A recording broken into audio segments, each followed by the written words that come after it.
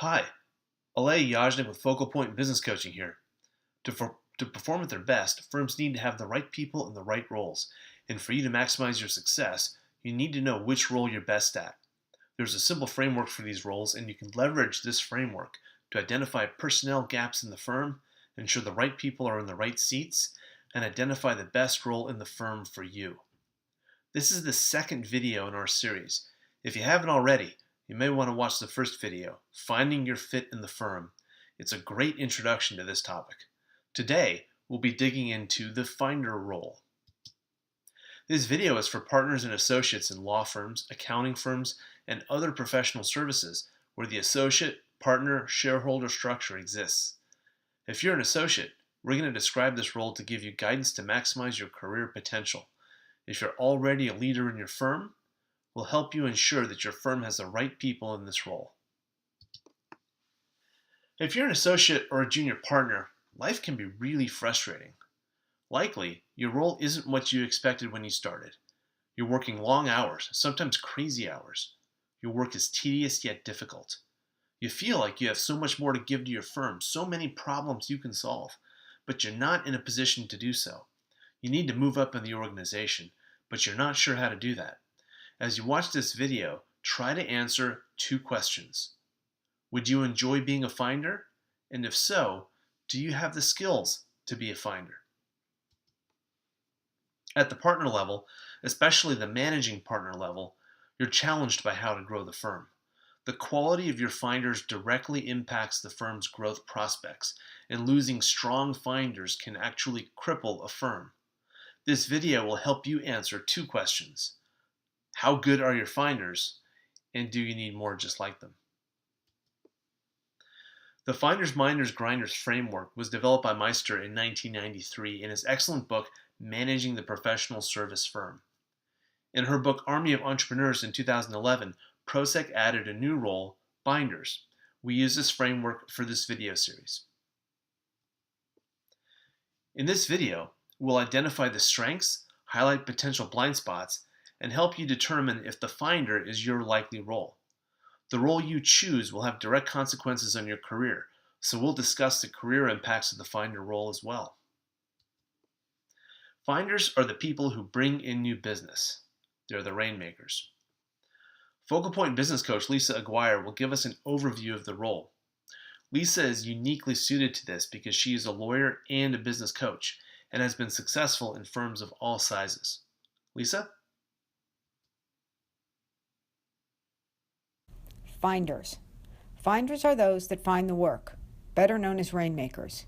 They bring in new business to the firm and are usually the equity partners or senior partners of the firm. They spend a great deal of time on business development and account management.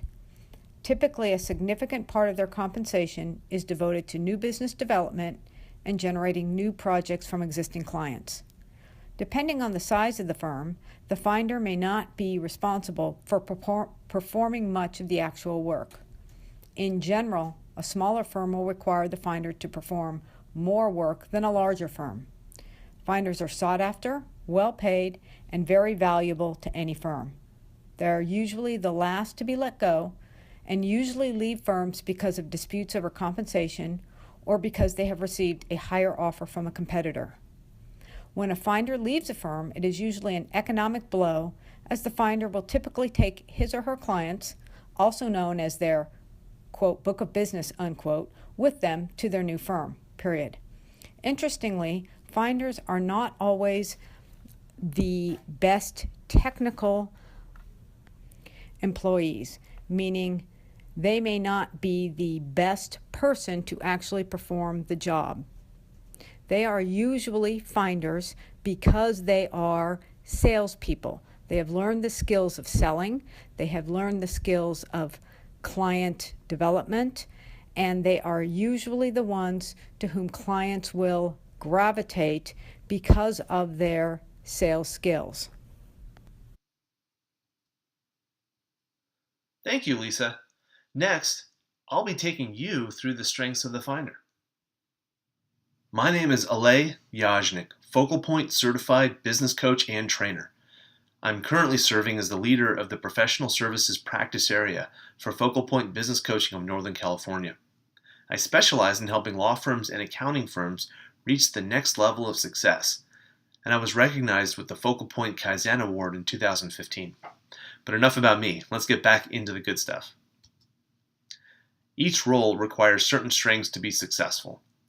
Some people naturally have these strengths and are suited to particular roles. All roles are needed at a firm, though career prospects may differ for the various roles depending on the size and the goals and the culture of the individual firm.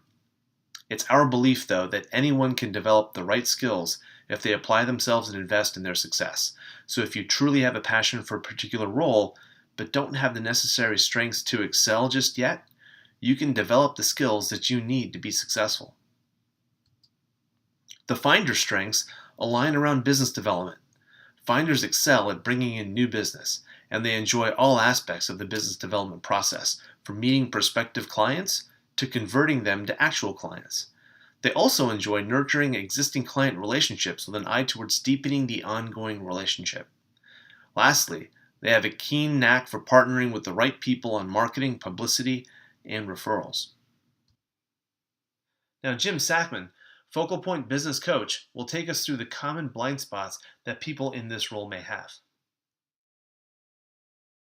Hi, I'm Jim Sackman, a Focal Point Business Coach here in Northern California, and I'm here to talk to you about blind spots and how they relate to finders, minders, binders, and grinders. And that's my job as part of the Focal Point coaching team here in Northern California. So let's get started with that. So, what are blind spots? And really, we're talking about the inability to perceive important elements whenever somebody is doing their work or in their career or even in their life. And since we're focused on a specific model for that, I've created a model for blind spots. And they're going to fall into three elements. And the first of that is an inside out perspective. Now, an inside out perspective is something everybody has, which is how you view the world. And because everybody has a different role, they have the view that their role is what's important in the business or the most important thing in the business. They have a role in many areas of their life, and people generally assume that their role is the most important. Even if it's equally important or less important in certain cases, people like to emphasize their own belief and capability in what they do. It's a bit of narcissistic behavior, but everybody does it, at least to some extent. The second are style challenges. And style challenges are the ways people work and how they interact with other people. So different behavioral styles, different communication styles work better between different people. And if you've got a style, you have to know that some people find it not very helpful. And that's your blind spot, is that you don't know how to adapt what you do to the way people need to be related to. And finally, are strategic issues. It's very hard for almost everybody to think long term on a regular basis about the impact of what they're doing today and whether it's a good idea or not. And in some cases, actually, what they're doing today is tactical and it's only going to affect today and tomorrow. But strategy should be kept in mind in almost every position at all times. So even if you're not actively working on strategy, strategy is crucial to any business, and it's important that you line up with what you do with strategy. So let's take a look at each of the individual types of behavior or roles within a company and where their blind spots are. So finders, and remember, finders are the people that are the business development types for a firm. And so they're the people outward looking towards customers.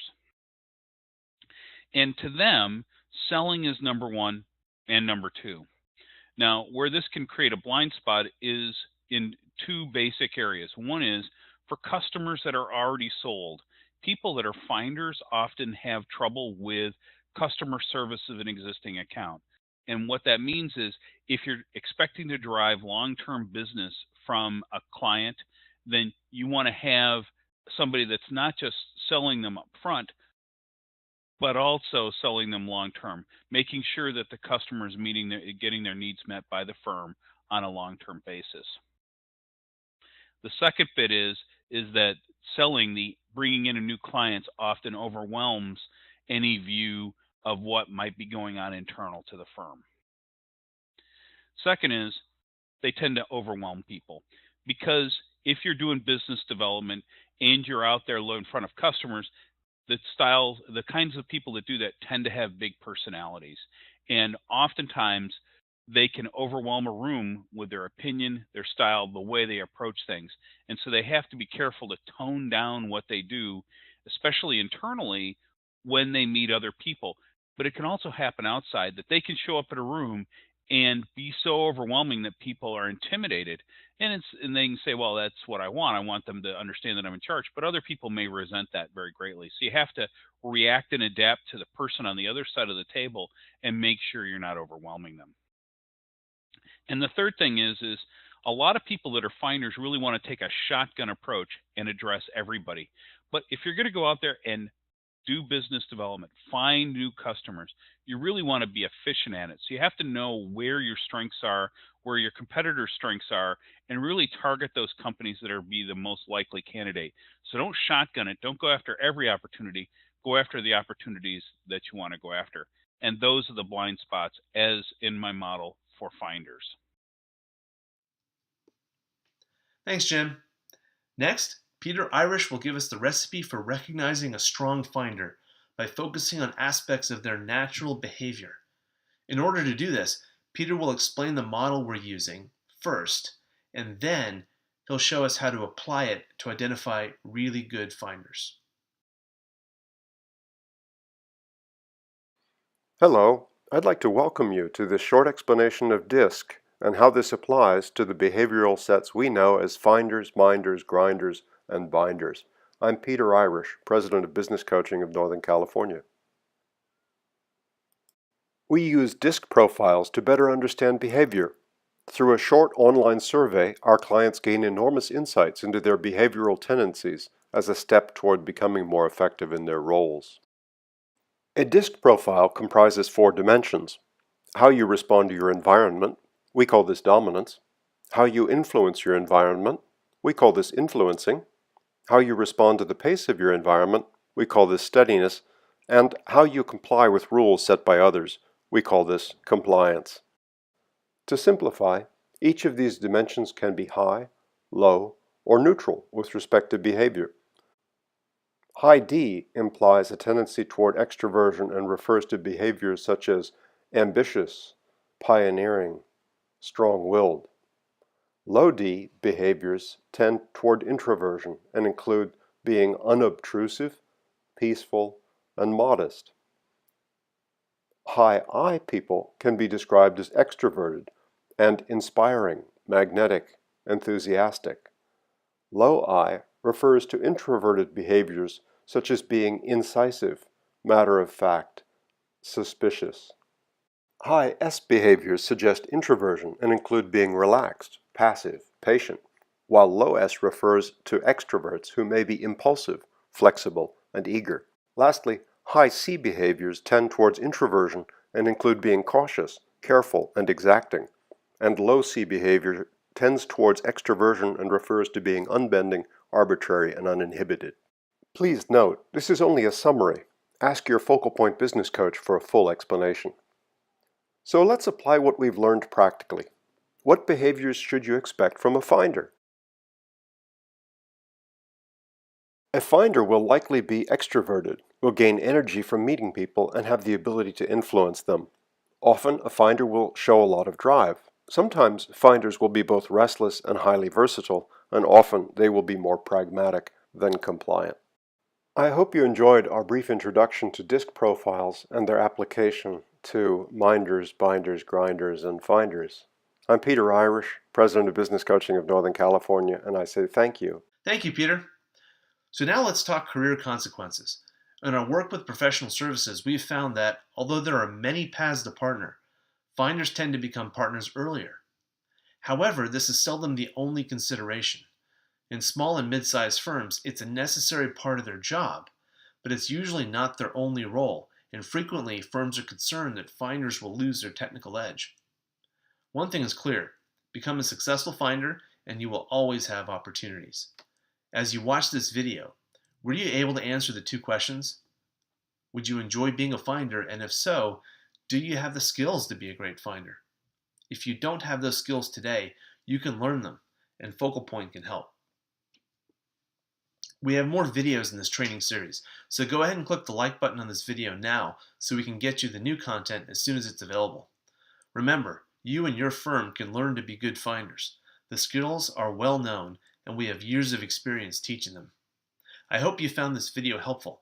Take good care, and I'll talk to you soon.